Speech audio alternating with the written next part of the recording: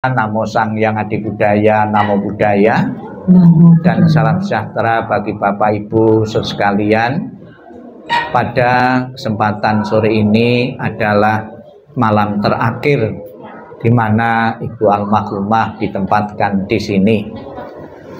Seperti biasanya kita sebagai keluarga yang ditinggalkan, sebelum jenazah almarhumah dilakukan pelayanan atau penanganan yang terakhir di rumah duka seperti ini, telah mendapatkan penghormatan yang layak, yang cukup dari saudara, dari famili, dari keluarga besar almarhumah. Ada beberapa simbol-simbol atau sarana-sarana untuk menyatakan hormat, menyatakan bakti kepada yang telah tiada. Kita lihat di depan peti jenazah, di atas peti jenazah ada bunga. Bunga ini juga menyatakan perasaan sedih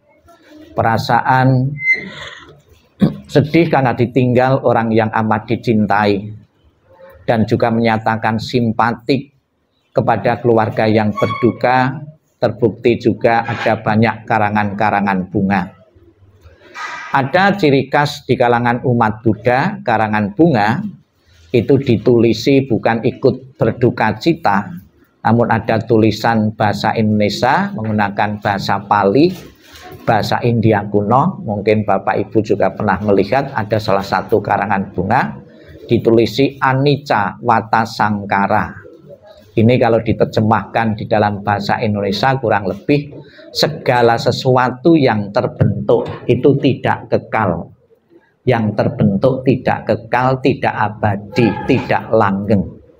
Ini sebuah pesan bagi keluarga yang ditinggalkan untuk segera bisa menyadari dan menerima kematian dari salah satu anggota keluarga.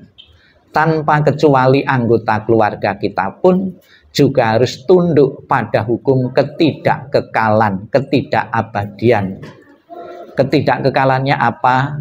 Beliau pernah lahir, pernah remaja, pernah berkeluarga, dan akhirnya kehidupan beliau diakhiri dengan kematian. Tanpa kecuali orang-orang yang kita cintai maupun orang-orang yang kita benci juga akan mengalami yang sama. Dengan penyadaran hukum ketidakkekalan, hukum keabadian ini, diharapkan keluarga yang ditinggalkan tidak larut dalam kesedihan, menyesali, menyedihi orang-orang yang kita cintai. Ya. Namun dalam kenyataannya, sekalipun kita sudah ada pesan-pesan di karangan bunga, atau selama kita menerima tamu, kita dihibur dengan kata-kata, dengan kalimat-kalimat dari para tamu ya yang hadir di sini. Namun ternyata tidak gampang, tidak mudah untuk menerima begitu saja, mengikhlaskan begitu saja orang yang pernah berkumpul sekian puluh tahun di tengah-tengah keluarga.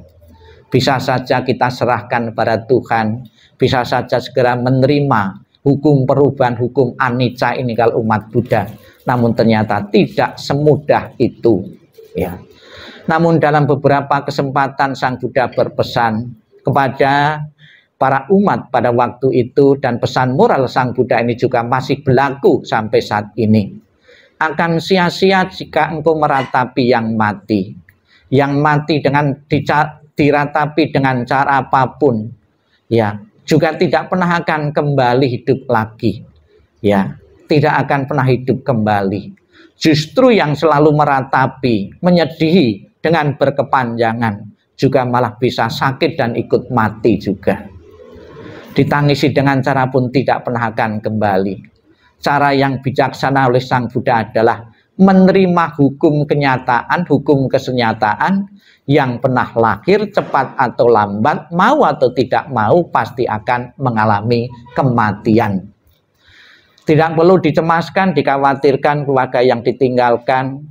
Semasa kehidupan beliau di tengah-tengah keluarga telah memberikan yang terbaik bagi anak-anaknya, telah memberikan dedikasinya yang terbaik untuk anak-anaknya. Sebagai anggota masyarakat, sebagai seorang istri, saya kira juga telah memberikan yang terbaik bagi keluarga, bagi suami.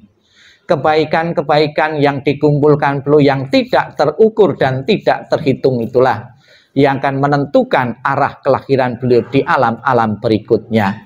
Saya yakin alam kebahagiaan akan didapatkan oleh beliau. Itulah penghormatan ya kepada beliau yang telah meninggal. Dan dalam 2 hari sampai besok kita telah memohon berkah pelindungan dari Buddha Amitabha. Tadi kita bersama-sama membawakan pujian Amitabha dan mohon berkah pelindungannya.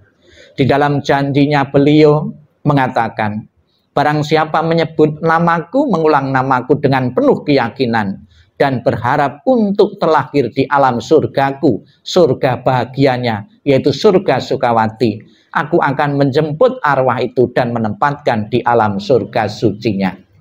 Sudah menjadi keinginan wajar setiap orang. Hidup bahagia, bahagia sejahtera, makmur, kaya, kalau mati masuk surga. Semoga dengan kekuatan berkah pelindungan Buddha, dengan kebaikan-kebaikan yang dimiliki oleh beliau, benar-benar akan segera mendorongnya arwah beliau untuk terlahir di alam bahagia. Memberikan penghormatan kepada yang telah meninggal bukan saja dibatasi dengan doa, namun juga sarana-sarana. Kita bisa lihat di pintu masuk keluarga menyiapkan rumah-rumahan. Apakah ini ada gunanya, ada manfaatnya bagi seorang yang telah meninggal? Sebagai anak yang berbakti, alam pikiran kita berpikir agar kehidupan beliau di alam sana pun mempunyai fasilitas kehidupan seperti saat ini, bahkan lebih baik lagi.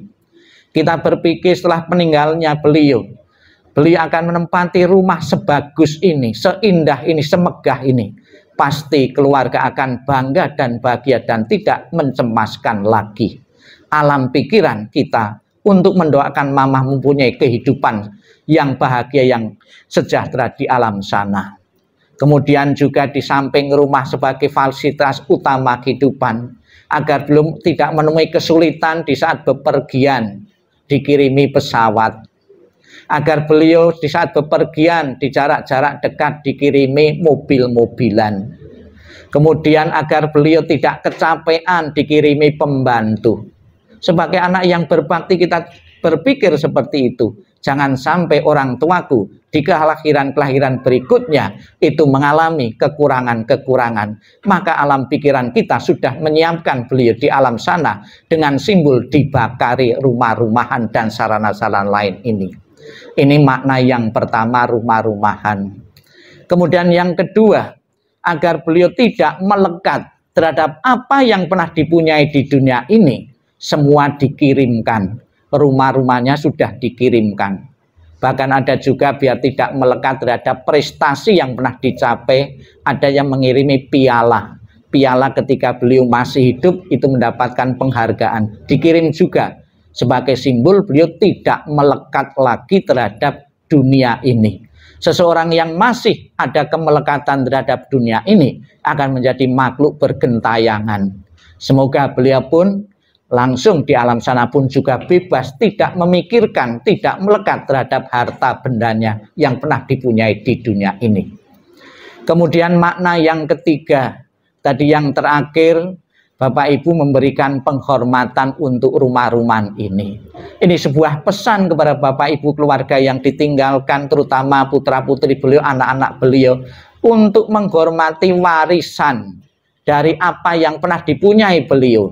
Rumah beliau dihormati. Bagaimana menghormati rumah? Ya dijaga, dipelihara. Jangan sepeninggalan beliau model jual-jual-jual. Bahwa jerih payah dari orang tua wajib dan layak untuk dikembangkan. Jangan sampai kita model dijual-jual, artinya kita tidak menghormati karya dan warisan dari orang tua kita. Semoga Bapak Ibu saudara sekalian dengan penghormatan sarana dan prasarana, baik dengan simbol atau tidak, acara pada kesempatan sore ini benar-benar mendukung perjalanan arwah Ibu almarhumah menuju alam surga bahagia benar-benar menjadi kenyataan, dan keluarga besar yang ditinggalkan segera merelakan, mengikhlaskan kepergian almarhumah menuju alam yang lain. ditinggal kematian seorang istri, ditinggal kematian seorang mamah, seorang ibu, juga pernah terjadi dalam keluarga-keluarga yang lain. Memang pada awalnya kita sulit untuk bisa menerima.